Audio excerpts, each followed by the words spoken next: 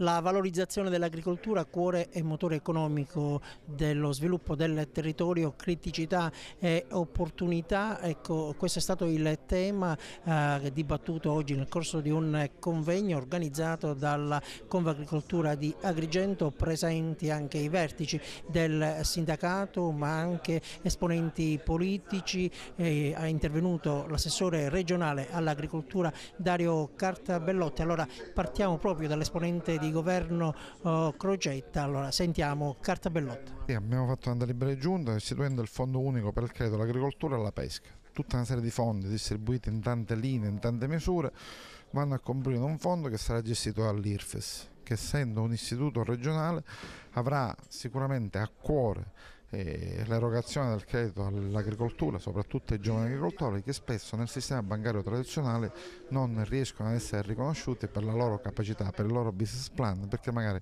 qualcuno gli va a dire ma tu hai delle altre garanzie aggiuntive. Con questo fondo riusciremo a dare risposte a queste tipologie. Un momento molto costruttivo, molto apprezzato anche dagli operatori del settore. Ascoltiamo il presidente della Confagricoltura di Agrigento, Paolo Giglia. Da Agrigento parte un messaggio riguardo l'agricoltura estremamente importante, che l'agricoltura è al centro e deve essere considerata al centro dell'economia regionale e dell'economia nazionale.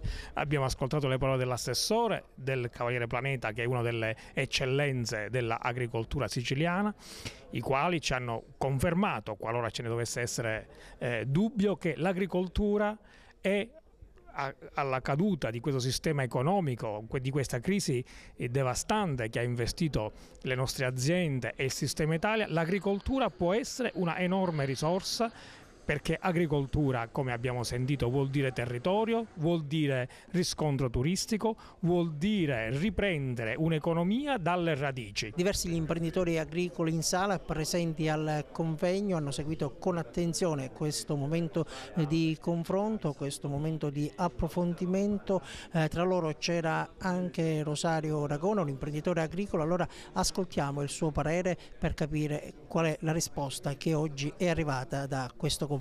Oggi la Sicilia ha una grande opportunità. Oggi io dico è un vero giorno di primavera e forse sarà un giorno di primavera anche per l'agricoltura siciliana.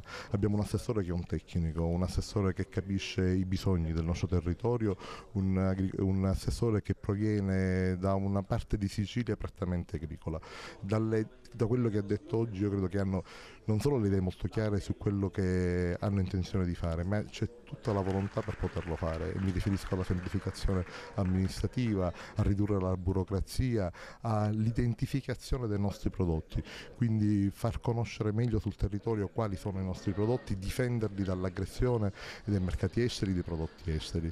Credo che questo possa essere quello che può fare la differenza alle nostre produzioni che hanno raggiunto i livelli di grande qualità.